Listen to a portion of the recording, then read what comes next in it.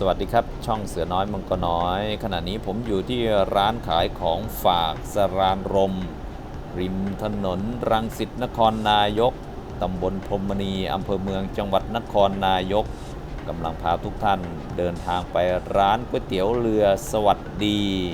ที่ตำบลประชาธิปัตย์อำเภอธัญบุรีจังหวัดปทุมธานีครับเดี๋ยวเรามาดูเส้นทางการเดินทางกันออกจากร้านขายของฝากโดยใช้ทางหลวงหมายเลข305หรือถนนรังสิตนครนายกมุ่งหน้าตรงไปทางรังสิตครับเดี๋ยวเรามาดูเส้นทางการเดินทางกันอย่างไรก็อย่าลืมกดติดตามเป็นกำลังใจให้กับช่องเสือน้อยมังกรน้อยด้วยนะครับเราเดินทางดูเส้นทางกันไปเรื่อยๆครับตอนนี้อยู่บนทางหลวงหมายเลข305หรือถนนรังสิตนครนายกมุ่งหน้าไปทางรังสิตครับไปทางปทุมธานีขับตรงยาวไปเลยครับ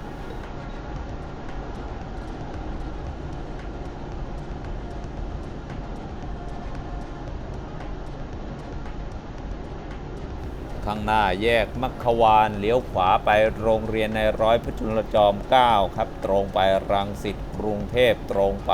เราขับตรงไปครับ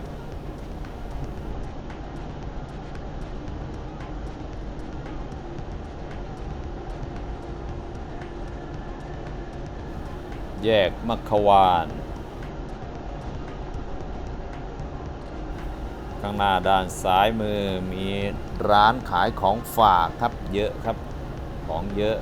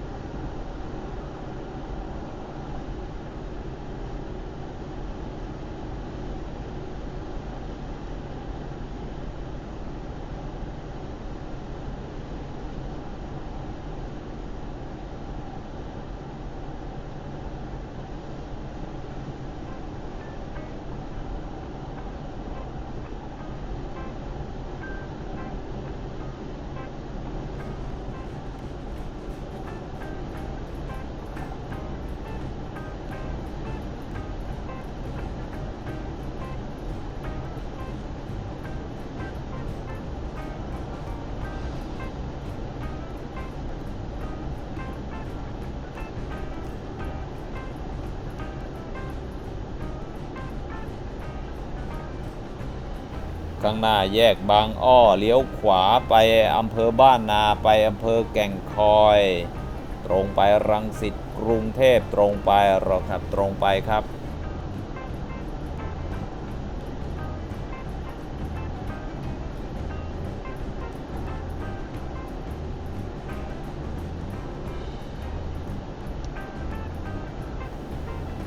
แยกบางอ้อ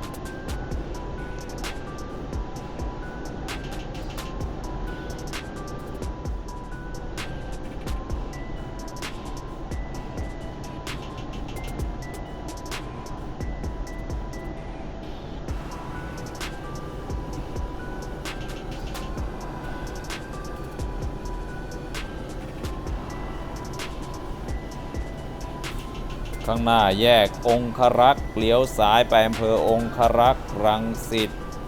ปทุมธานีกรุงเทพตรงไปเราขับตรงไปครับ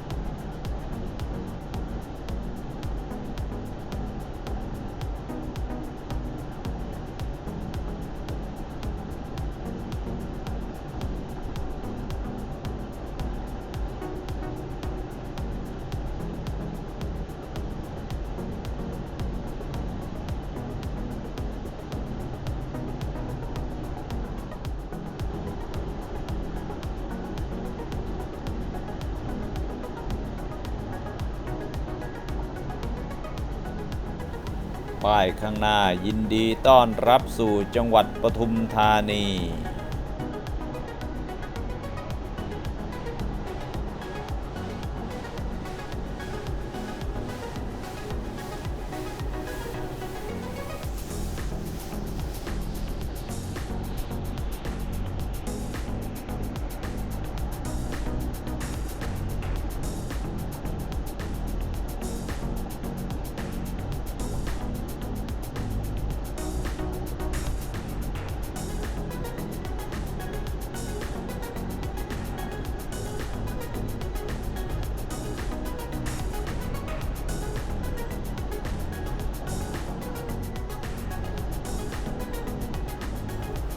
ไปลำลูกกาไปหนองแคเบี่ยงออกซ้ายข้างหน้ารังสิตตรงไปเราขับตรงไปครับ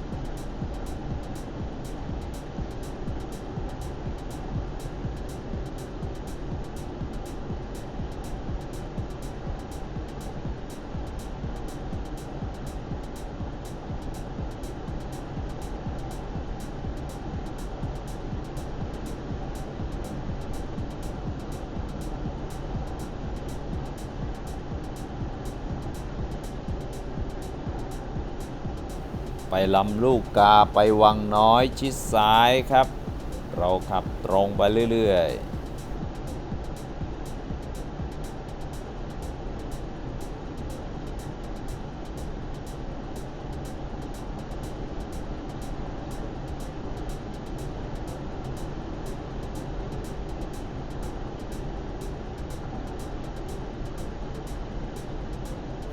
ไปรังสิตปทุมธานีกรุงเทพตรงไปครับเราขับตรงไปเรื่อยๆครับ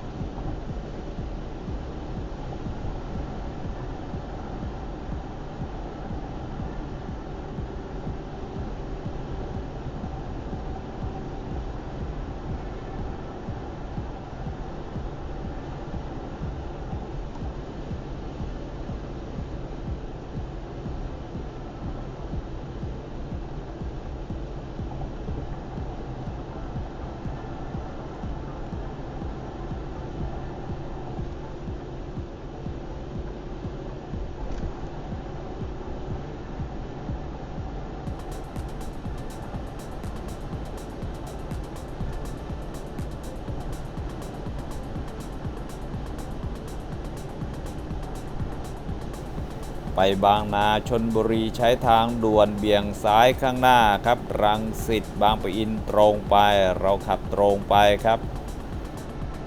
ไปบางปะอินใช้ทางด่วนเลี้ยวขวาข้างหน้ารังสิตปทุมธานีกรุงเทพตรงไปเราขับตรงไปครับ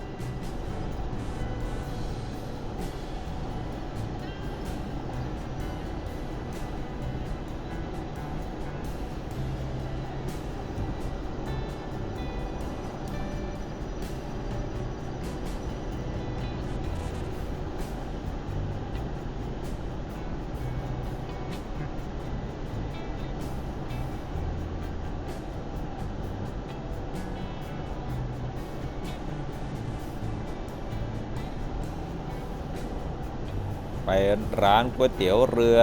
สวัสดีเลี้ยวซ้ายข้างหน้าครับขึ้นสะพานข้ามคลองเลี้ยวซ้ายครับเลี้ยวซ้ายขึ้นสะพานค่อนข้างสูงครับลงสะพานเลี้ยวขวาครับ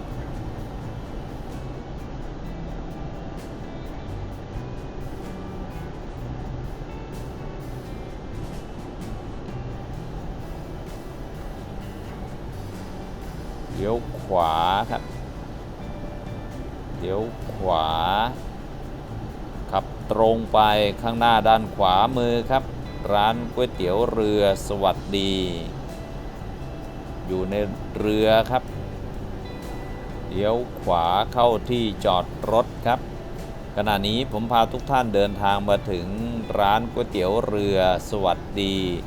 ตำบลประชาธิปัตย์อำเภอธัญบุรีจังหวัดปทุมธานีเป็นที่เรียบร้อยแล้วนะครับขอบคุณทุกท่านครับที่เข้ามากดติดตามกดไลค์กดแชร์เป็นกำลังใจให้กับช่องเสือน้อยมันก็น้อยขอให้ทุกท่านมีความสุขสุขภาพร่างกายแข็งแรงร่ำรวยเงินทองโชคดีมีชัยแล้วพบกันใหม่ในคลิปต่อไปสำหรับคลิปนี้สวัสดีครับ